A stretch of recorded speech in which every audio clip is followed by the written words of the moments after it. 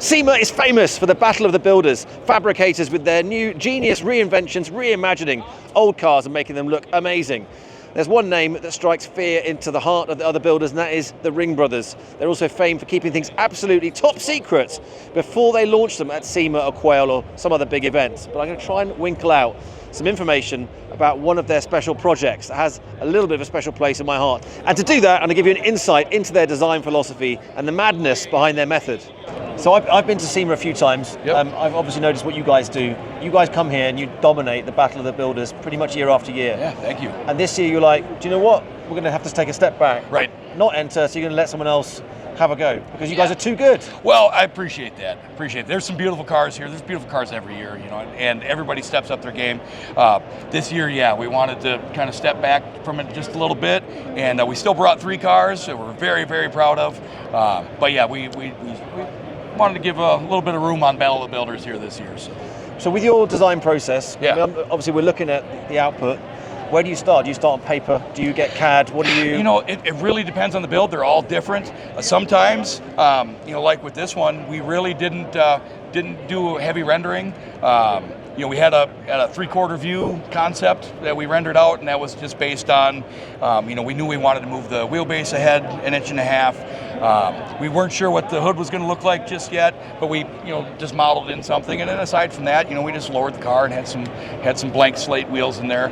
And, we knew what we needed to do. Roadster shop chassis. It's a transaxle car, so that was real important to get those things figured out and get the body on the car. And then after that, then we started really kind of finessing what those design elements were going to be, what the hood was going to look like, exactly how we were going to do the fender well opening. The rockers, we always do that on every car we build. We bring the rocker all the way through to that front wheel opening and let the fender rest on top of the rocker rather than dropping down all the way. Yeah. People will modify anything, right? I think people will... Not always for the better. Right, not always, yes. And that's where, we have to be somewhat cautious and selective on what projects we do, because we only have so many times, or so much time.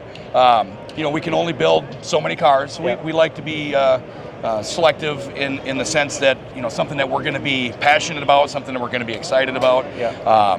And that goes for all of us. And additionally, we want to develop new products for each car we build. So like this one, we've got our hood hinges, we've got our hood adjusters.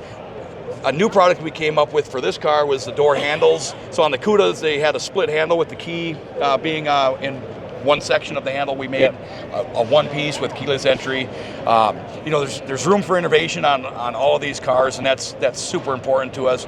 And it's neat that our customers, again, let us do. I've never done a Cuda. We've not done a Cuda. We've done Mustangs, we've done Camaros, we've done Blazers. A Cuda was a departure for us, and that was pretty exciting. Yeah. What is this? So supercharged red eye. Yeah. Named Pink Eye. Okay. We painted the car pink, and at some point, I think we decided that, it's not a red eye anymore. It's really a pink eye, and that's where the name Infected for the car came from as well. Mopar red eye. Yeah. And everything that you see under here is all hand fabricated sheet metal, aluminum, and or machined. So like the top of the valve covers where the pink eye is, that was all designed and machined in-house. The valve covers themselves, that's all hand fabricated sheet metal, aluminum. The front of the supercharger, hand fabricated sheet metal, aluminum. All the front drive covers, the core support cover, that's all hand fabricated. And that's one of the things in the fab shop that we get really excited about is this engine bay, because you can really make it however you want. And one of the things we wanted to do was make those valve covers look like an old Hemi, right? Carbon fiber hood.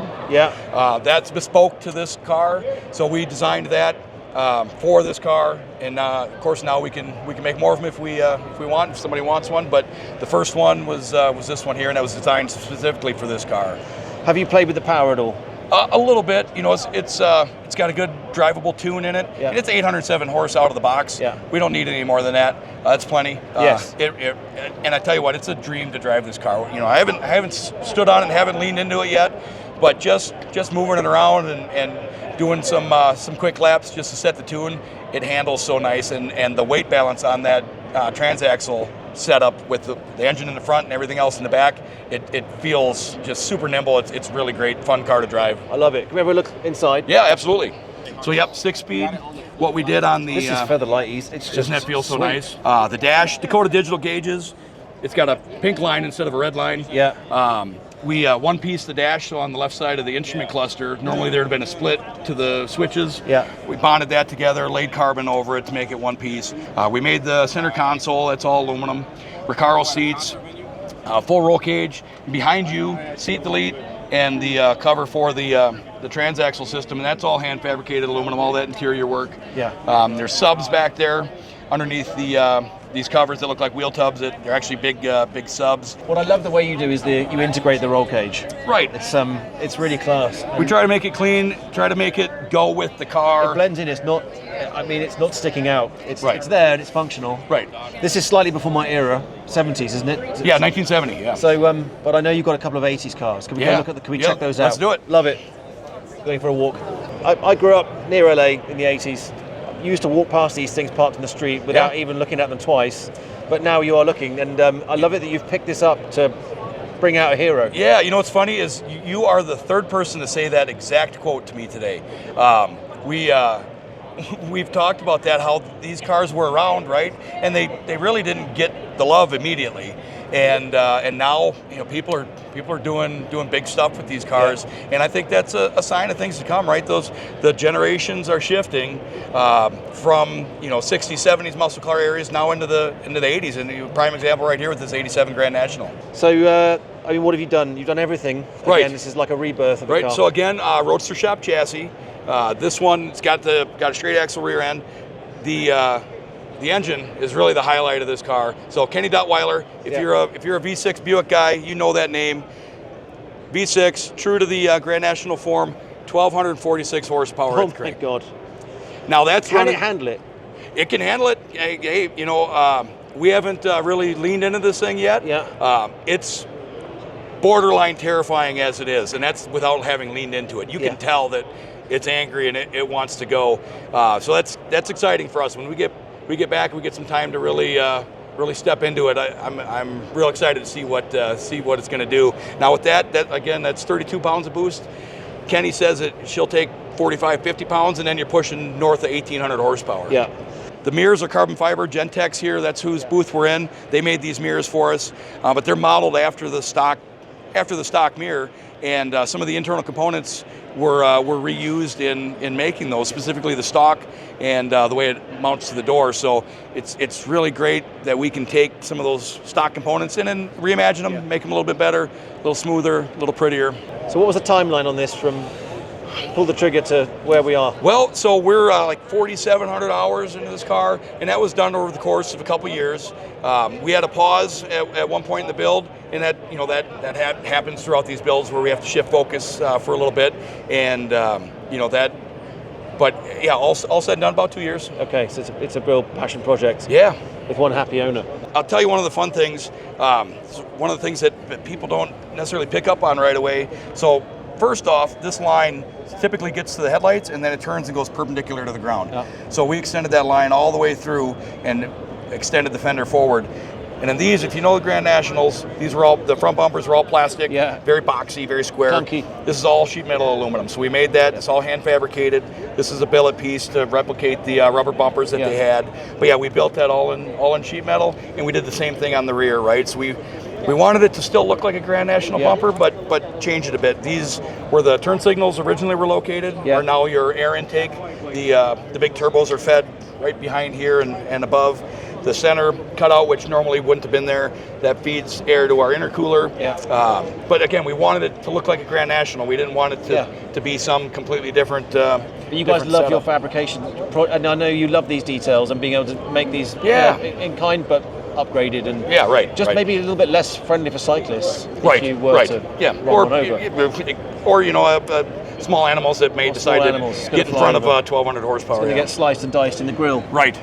I love it. So we've got a few carbon fiber touches throughout, one of which being up here on the hood. So we wanted to be able to get some of that heat out of the engine. These turbos, they run hot. We do have header shield on all the headers in the exhaust system, but we wanted to bring in some carbon. The owner really liked carbon, but didn't want too much. So we've got it in the hood, mirrors, door handles, and then the rear deck lid, we've got a spoiler. That's all carbon fiber. We flush mounted the glass in the sail panel here. Normally this has a big, pretty clunky trim. And then rather than bring the metal into the glass, we we cut and made new glass that's actually bigger. So we're wider out here and taller. You want to have a seat? I'd love to. Let's try it. You're teasing me though, because there's no driving involved. Right. So this has got racing belts on it. Yeah. Because you intended to go on the track. No, that was one of the things that we talked about with the owner. He wanted that, and we were actually talking about that again today. You know, that was one of those things with the roll cage, with the seats, with the belts. That was to, really hard. He used to race, right? Yeah. And that kind of brings him back to that race car vibe. And it's one of those things too, where you see it and you're like, oh, okay, Grand National, and then you notice some of this stuff and you're like, all right, what's going on under the hood? Because that's kind of serious business, So does it have a handbrake? Because I'd want to be throwing this around. Nope. So just the electric, the e-stop. Dakota Digital made us a set of gauges for this one as well. Yeah. And then we've got our Ringbrothers hinges, or switches, and our steering column accessories. Another thing too with talking about the race car vibe, he wanted the wheel not wrapped in leather, but wrapped in that suede, which is what the it feels great. The helm, it's awesome. Right. Actually, what is this? What is that button down there by the left foot? So we're talking about the '70s dimmer switch. No way. Yeah, that's your foot dimmer. We like putting those in. Just I love that. They don't do it anymore. And I tell you what, it's kind of funny. There were good details back in the day. Yeah, with some of the young guys, they don't even know what those are. Yeah. And real quick before we go over to the Blazer, I'll show you here in the trunk. So the 2 tanks. So CO2 controls the wastegates. Okay. So you can dial in basically how much horsepower you want, right? Determining how much PSI you have running on the wastegates is going to be where those turbos shut. Is that safe? Yeah, oh, absolutely. Yeah, it's inert gas. It's not. But you could come back here and do that before you set off on your journey. So scare the living hell out of yourself. Right. So this will be on all the time, Yeah. and then via your programming, you can dial up what that's going to release. On the phone? You can do it on your phone. Yeah. Yep. And then the other tank over here, nitrogen. Yeah. So this car is air jacks. Duco air jacks. It'll lift the car 15.1 inches. Get the tires about yay far off the ground. Really? Yeah. Okay. Well, let's go look at the Blazer. So this is the Blazer, which I also remember from the 80s. Right. Having lived it. It looks bigger. Is that just because it's higher up, or have you done something clever and made the whole car bigger? Higher up, but a part of what we like to do, especially on these Blazers, with the hood, is we give them a little bit of an aggressive stance. Yeah. And a lot of it really comes down to the color and smoothing things out, the way we tuck in the bumpers and skid plates and whatnot. And then these HRE wheels and tires, really give it that aggressive look. And again, carbon fiber hood. So it's one of our Ringbrothers hoods that you can buy. We've got these are machined vents, billet in there, let some of that heat out, and of course our cowl up the center. But having a carbon hood on these is really really nice design element. LS powered, again all hand fabricated aluminum here up underneath the hood. Our Ringbrothers hinges. These are our hood poppers and hood adjusters. So these always had that big spring. Yeah. And have you redesigned these cowls? Is this you? Yeah. Yep. So we lopped the firewall off right at the cowl. Yeah. And then rebuilt it in the model of what they were, right? But smoothed out, refined a little bit. Yeah. Can I ask what something like this costs? At this stage of what you've put into it. That's something that we like to keep personal between us and the owner. But I will say that the owner asked that we name the vehicle Tuka. Yep. Said took a lot of money. Took a lot of money. Took a lot of time. Took a lot of patience. Yeah. So I guess hopefully that answers a little bit. It does kind of answer it. Yeah. Right. Yeah. Basically, if you have to ask the question, you probably can't afford it. But I love it. I mean, you get what you're paying for. It's the time and attention to detail. I'll show you. You've spared nothing, have you? Right. It's really great. Right. Yeah. Every aspect. Let's walk around the driver's side here. Where we get real special on this one is in the top and in the interior. So one of the things that we've never done on a Blazer, and we've built a lot of Blazers, I think 8 or so, we've never done is had a fully functional, fully sealed top. Everything's always been a bikini top or some variation. The owner, he wants to drive this thing, and he might get caught in the rain. That's okay, but also just for comfort, right? Florida gets hot, you can have the AC on. So with this top, we spent a lot of time on this top. So this is an original topper from '72, fiberglass topper. Thing that we always do on these Blazers, if you know Blazers at all, the top of the door is here. If you take the top off, it actually sits down here. Right. So that bedside is 2 inches lower than the top of the door. Right. So we always build that bedside up. Once you do that, if you put a topper on, now you're 2 inches too tall at the windshield. So we took and sectioned out 2 inches and chopped the topper, just like you chop the top on a car. Yep. Took that 2 inches out, flush mounted the glass, and then we flushed in a 22 Chevy Blazer panoramic glass roof. We brought in these, we machined in-house the rails, so that's going to allow him to be able to take this topper on and off, right? Yeah. So in his garage, he'll have a winch with a cable and goes out 4 ways. You'll be able to lift there, and you can remove that top and have it be topless. And then in doing that, you're able to see this big HRE wheel that we got in the back, and the tailgate also lifts off. So kind of an interesting detail. Normally, you have a drop gate on a Blazer. Yeah. We wanted to do a swing gate. The Wrangler glass, it lays in there nice. We wanted that nice clean raw edge of the glass. These originally had a big fiberglass surround on it, and they're bulky and didn't really look all that great. Let's, if you want to hop in the driver's seat, the interior is pretty special. Just love the attention to detail, because you just every little piece you look at and focus in on is flawless. It's pretty amazing. Ringbrothers door handles. Yep. Another 22 Blazer part. This mirrors from a late model Blazer. Yep. With the lane assist and blind spot indicators functioning. Gentex helped us out with that. I figure everybody would move out the way if you were riding one of these. I think so. All right, so what we got going on here? We've got a huge gear lever. So this obviously is an auto. Right, so. What is this based on? Sean Smith is an amazing designer we've worked with a lot. We sent this Blazer out to Gabe's in California to do the interior, and Sean Smith led the design team on the interior, and this is what they came up with, and it's just we couldn't be more pleased. He wanted that when you get in, it feels like you're in a 2030 prototype Denali, right? Yeah. Something new, something futuristic. And I heard somebody describe it this morning as a cockpit of something that would be on Mars, right? Yeah. And that's rugged and aggressive. It is Total Recall. Yeah. I could see Arnie in one of these. Right, that's awesome. Yeah, and that's what we're shooting for. We got the console up here with switches that control all the panorama. Yeah. This is cam levers that will help you get the top off. Are we allowed to talk about some of the secret projects that you are working on? Sure. Yeah. We've got one that we're really excited about. We're building a 71 Aston Martin DBS. Yes, I've heard about It's going to be this. a really special car, full carbon. I can't share too many specifics, but it's going to be real special. I think it's going to be one of the most challenging one of the most challenging cars that we've ever built, but also I think we're going to have the greatest sense of pride in the completion of it because we're doing some really special stuff with it. It's one of my favorite cars, and it's kind of like, well, I worked recently on No Time to Die fairly recently, so the V8 was in that movie. Right. And that engine's quite a special engine. It's got a great history. Yeah. Are you going to keep that engine, or will you switch it out for something else? I feel like we can share this. It's Ford used to own Aston Martin. Yep. So it's getting a Ford power plant. I won't say specifically what, but it's going to be special. It's going to have power. Oh yeah. Okay. All right, sweet. Well, that'd be amazing to see what happens. Yeah. So you guys are going to turn into your own Q branch. You're going to reproduce the Bond Aston basically. Right. And come out with it. So thank you very much. Of course. Need a parachute to get out of that thing. Yeah, right. Thank you. So, Mike, half of the Ringbrothers, I just wanted to ask you why. I mean, obviously, congratulations on all the stuff you've built. It's incredible, and how you've taken SEMA by storm year after year. But particularly, I'm interested in the Aston Martin. I have a huge, affinity for the brand, having driven their cars over the years, in the movies and elsewhere. So, but what is it for you? This is a real departure. So, why Aston Martin for you? Well, honestly, we went to the owner. We were lucky enough to get a client that said, "What do you want to build?"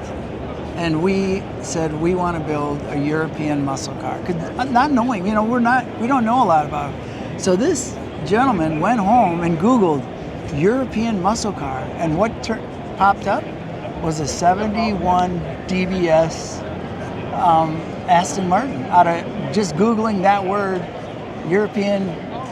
Which is exactly what it is, I think, isn't it? And we're like, hell yeah, we want to do that. And we were lucky enough to get a guy that's willing to put some money into to redesign it. We're taking it 10 inches wider in the rear, so it's 82 inches wide in the rear and 78 inches in the front. We moved the wheelbase ahead about 2 inches from the factory. And as you know, the biggest thing for me was where the seat sat in those cars compared to it's almost like they made them for people to get into the back seat and really didn't care about the drivers so much, and they seem to sit really high in those cars. They do, yep. So we actually moved the motor back 5 3/4 inches from factory location, and also extended the wheelbase 2 inches from that point. So the motor's really stuffed back in this car. Yeah. And it's got a transaxle Corvette independent with a Ford supercharged. I know it's Ford, but it's they make great power. It makes great and power. It's modern power too, so it's going to be and it's a manual, so it can't have too much power, but it's going to be I feel a really, and for us, it's really exciting to step out, and maybe you can introduce us somebody over to Goodwood that we could bring a car like that. Oh, you might bring it to Goodwood. Right. I can't say that, but that would be interesting. Would be really cool. Yeah, well, people would love to see it. Yeah. So obviously, I've got an affinity with that particular model. It came out again in No Time to Die. Yes. But I was a big fan of Living Daylights with Timothy Dalton, which is another iteration of the V8. I think it was in the 80s. Like that lineage lasted for something like, I don't know, crazy, like 18 years. So starting in the early 70s. So I actually think you've picked a really interesting model, and it is definitely the definition of a European muscle car. Yeah, I think really. It was the Mustang era, but the Brits thought, check this out, and it had a really powerful V8 that had been well developed. Yeah, it's actually, I think that was a 5.2. Yeah, monster. And that's what this is. What we're putting in it, another 5.2. So there's a lot of similarity, and you know what? They kind of look like our Coyote motor, that old massive V8 that Aston had, that 5.2, so it kind of feels like it's almost correct for this car. Yeah. It's interesting you highlighted the seating position. It's the only flaw I could think of with it. I love the way they drive, even in the original states. So are you going to lower the driving position somehow? Oh yeah, quite a bit. You are? Yeah, because my head was kind of brushing on the trim. Yeah. It was funny because we sat and go, this seems a little weird. So that was like a big thing for us to get the seating position and get it back. So visually, when you look at one of those cars, you see the seats like in the middle of a door almost. It doesn't sit where you would normally place it. Think of a seat being placed in a vehicle. So we kind of rearranged that part too to make it feel like it should. Yeah. So when you do this, do you think if you're having a conversation with the original designer, do you feel like you're like in partnership? I mean, that you're taking an original motor. We really honestly would have liked to have had an Aston V12 naturally aspirated. I mean, I can't lie. Just isn't the budget, nor do we want to, as car builders, we don't want to get in over our heads in something we really don't know anything about and try to be the guinea pig of making this work. We know the power plant we're putting in, and we know we can make it work. So we feel really confident, and they run hard, and it should be really fun with not stupid power. Yeah. Probably 800 motor, not wheel, but it'll be a fun. I'm anxious to see you drive the car. I would love to. I mean, since we met a year ago, you've kind of been the guy we think of that we would love to see the first guy behind the wheel. So. Well, my right foot is very excited about trying that out. I'm really glad you're doing manual shift again, because I think that speaks to the heritage of that car. Yeah. So I'd love to try it. But thank you for leaking this early. Yeah. Because you guys are very secretive about this stuff. We are. We normally don't. We don't do anything. But meeting you is a really good opportunity, special to us. I've talked you into a prequel. Yeah. Pre-release special. There you go. So thank you for the special insight. Yeah. Cool. Guys, hope you enjoyed that. It's Mike, who is a legend, and he knows his stuff. And so stay tuned. The legend. We're going to see what this car can do when we get a hold of it. Thank you so much. Thank you.